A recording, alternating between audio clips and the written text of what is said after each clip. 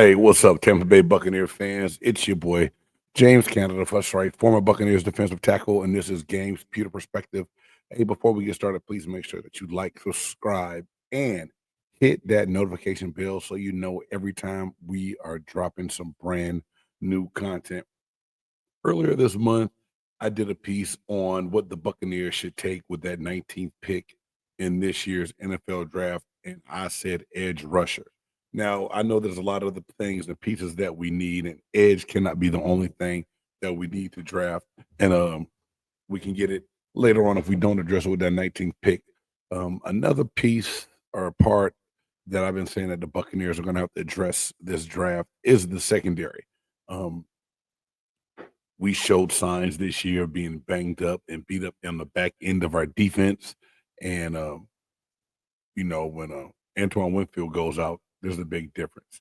So there's a couple players I'm going to profile here and talk about today that I think would be good fits, and they should be there at 19. I think of value.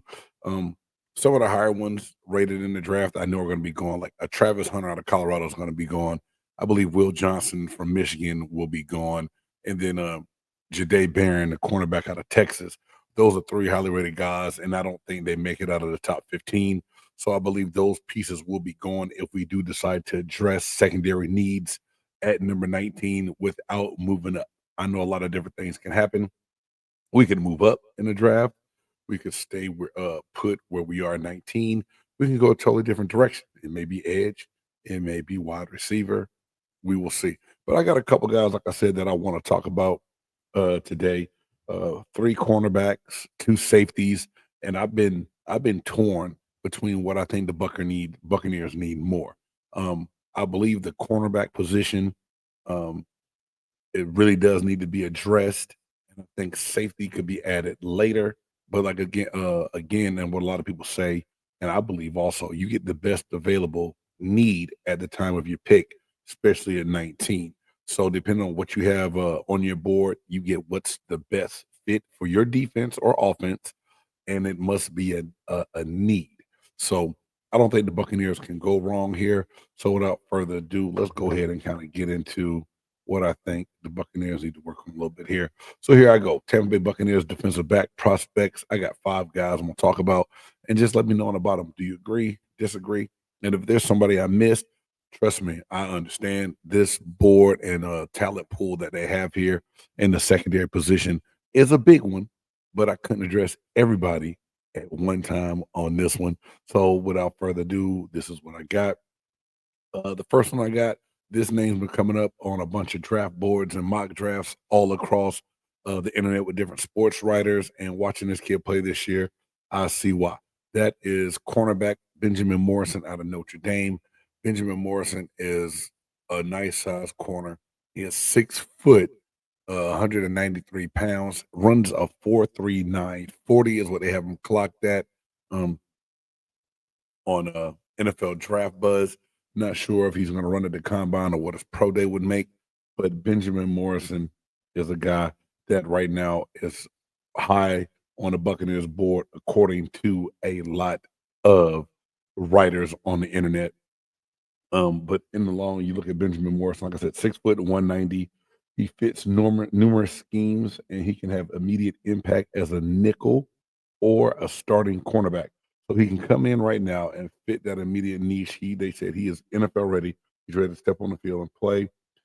He processes plays fast, and something that he can do that I don't think the Buccaneers do enough of.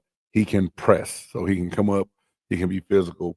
He can play coverage, and he has a big frame.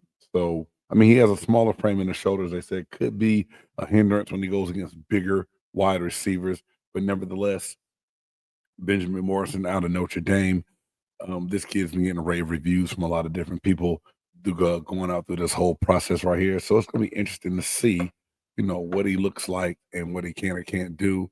The measurables on this kid is very, very big. Like I said, looking at just some of the pros on him and what he has on him.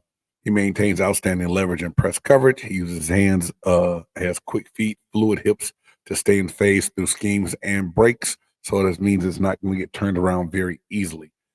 He plays with controlled aggression and zone coverage. We know with the zone blitzes and things that Todd Bowles likes to do, and the amount of zone that we did play at certain times. This could be a guy that fits into this scheme very well. Um, some of his weaknesses, like I said, he has a smaller frame. He's narrow on the shoulders. He can get over eager and jumping route sometimes in zone coverage, and then occasionally he leaves his area vulnerable for the deeper patterns that's going to get behind him because he will bite up sometimes. But I believe it's the way that Marcus Freeman had those guys playing in Notre Dame, and it's something that can be taught and that they can work on to make sure that they get it better. But this thing about Benjamin Morrison, I believe, is the highest rated that would be available at that 19th pick. If something doesn't happen in the draft and some surprises don't take place, I believe that would be the best available corner uh, with that 19th pick. The next guy that I have on this board for the Buccaneers is Malaki Starks, safety out of Georgia. And I know a lot of people will be like, big game. A safety, really? Yeah. When Antoine Winfield got hurt a couple different times this season and had to miss some time, I was like, I know he just got paid. I know he's locked in, but if we can get another safety at value who they say has the ability to play a slot cornerback, so you almost get two for the price of one right there with Malaki Starks. If Starks can really do that and be that guy, I believe that this is a guy that you take if Morrison's not available with that 19th pick. Um, Decent size for Malaki Stark, 6'1", 197. And we all know that Kirby Smart has that Georgia defense playing lights out. I mean, the defense is pretty good. They didn't win it all this year, but all in all, you look at what their defensive guys have done in the NFL. You don't believe me? Look at the Philadelphia Eagles. So anyway, looking at Starks and some of his strengths, they say he's devastating, effective run defender who can process plays at warp speed. He brings an elite closing burst and surgical angles to shut down rushing lanes before they develop. A guy in the secondary who can come up, play the run, and also good in space to play passes. So, like I said, greater run defense. He has natural instinct in zone coverage, which I think just helps the defensive philosophy for the Tampa Bay Buccaneers. And he has 4.3 speed. Um, Sometimes they say that he's a little too aggressive, and it opens up his vulnerability when it comes time to play the pass. But again, I will take an aggressive safety that you have to help key down and tone it back. And he has another former teammate in Tampa and Tyke Smith, so that could be a good thing. Thank Malaki Starks. We will see. We will see. Malaki Starks, safety out of Georgia, is my second rated defensive back that I think the Buccaneers could take a chance on with that 19th pick. This guy here, number third guy I have on here, 6'2", 188, cornerback out of East Carolina, Shavon Revel. This name is going crazy right now. Now, a lot of people are saying that you can't take a chance on this guy because he has not had a lot of film against a lot of big name opponents, and he was injured early on in the 2024 season. But just his kid's work ethic alone, he was working midnight and graveyard shifts at Amazon, I believe it was, to earn it before he earned his scholarship at ECU. Became a phenomenal player, and as the size that I love in a cornerback. I mean, there's one thing he has him 6'2", 188. He has length for days, knows how to use it, consistently disrupts passing lanes, and he bullies receivers at the line of scrimmage with the mean streak that he has. That means if the Buccaneers ever want to get more aggressive and go to that press coverage, Shavon Revel is the guy that can do it and get it done. His draft rate is going up. And like I said, I'm a little weary sometimes when a guy is hurt and hadn't played a lot, but at the same time, to the film that he has and what you see on the tape that he does have, he's a nice sized cornerback, and I like big corners. Nothing against short cornerbacks or smaller cornerbacks, but you look at the big receivers in the league. I mean, you think about someone that you will want to have to size up with Mike Evans. You're going to want a bigger cornerback to do that, right? Although they're on the same team. So I'm saying you go against other receivers like that in the league, you want a Shavon Revel to be able to come in and do that. And that's it. Hurt in 2024, but they said he'll be ready by camp. He was a walk on, like I said, worked the graveyard shift at Amazon to end up earning a scholarship and became a shutdown corner. He has great recovery speed. Um, if he's ever beat, and he's very fluid in the hips as well. So we're gonna see right there. But I believe that this is a good pick. And like I said, you look again for value. If Rebel falls later and we do go edge, I believe that this is someone that you may move back up to an earlier spot in round two to get. But I honestly don't think that he's going to make it out of the first round. Looking at his tape and just looking at the grade that he has by a lot of writers. Um, the next defensive back that I have is Zai Alexander out of LSU. Um, LSU is kind of being known as wide receiver U right now, right? But they put a lot of good defensive backs in the league as well. I believe Zai Alexander, being as rangy as he is, can come in and fit and could be a little bit of a sleeper. Now, not as polished and Shavon Revel, they say in his technique and everything else. But Zay Alexander has a long frame and he can guard big receivers. He's great at zone coverage and he's not afraid to tackle. You don't see that a lot in the secondary with corners. A lot of corners do not want to come up and tackle at all. But as at 6'1", 187, will put his face in there and get after it.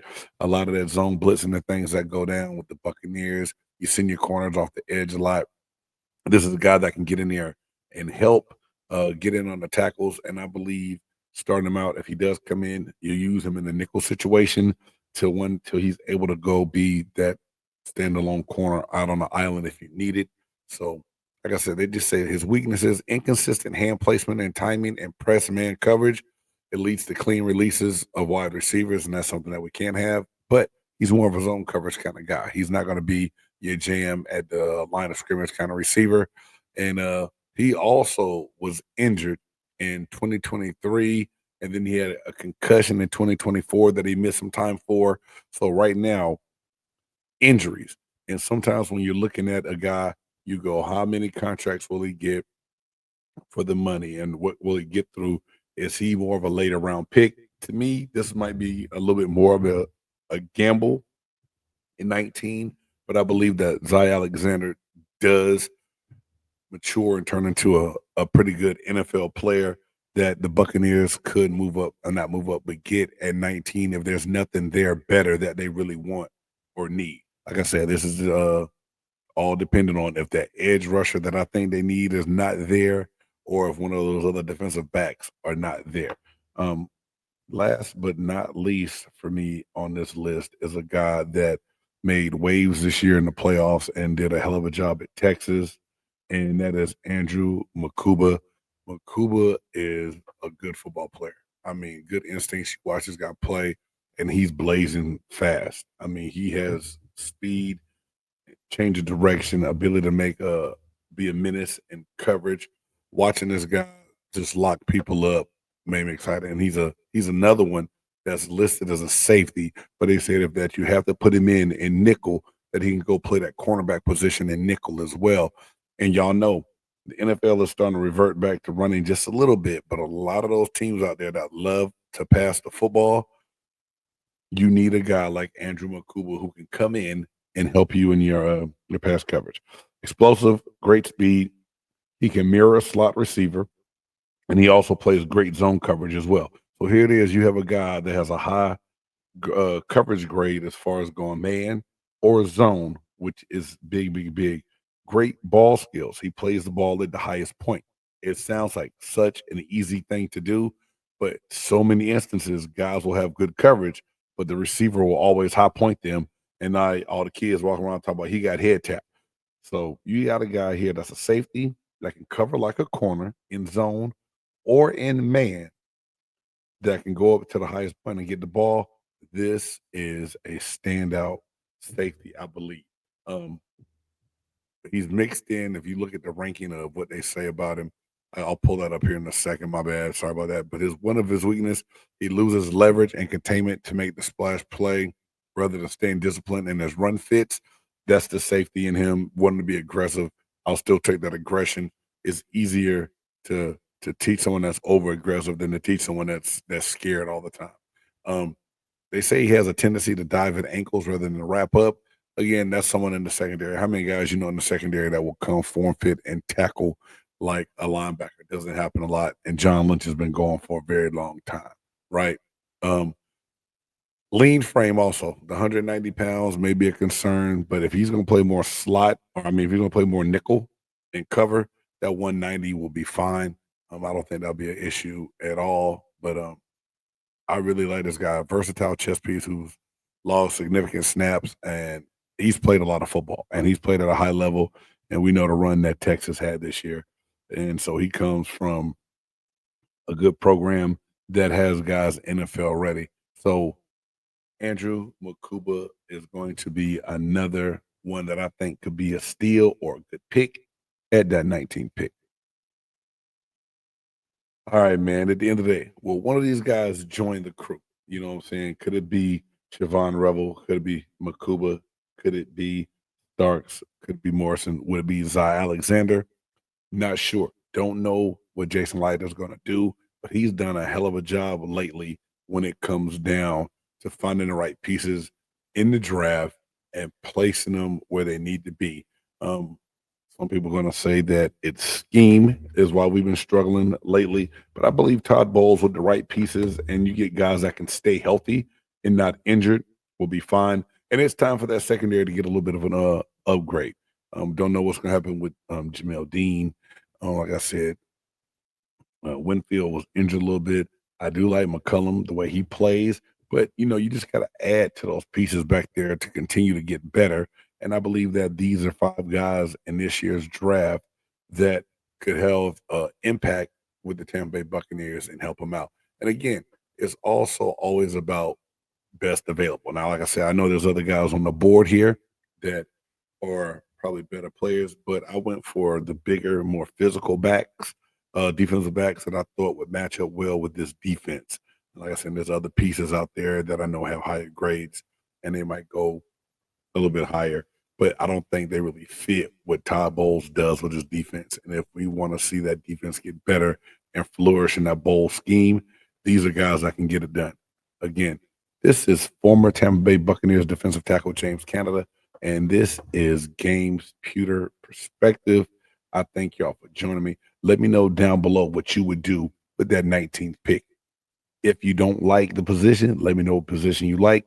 Next up for me, I'm going to talk about the wide receiver position because that too may be a position of need if CG14 creeps out of town. Anyway, man, like, subscribe, smash that bell. Until next time, God bless you. Peace.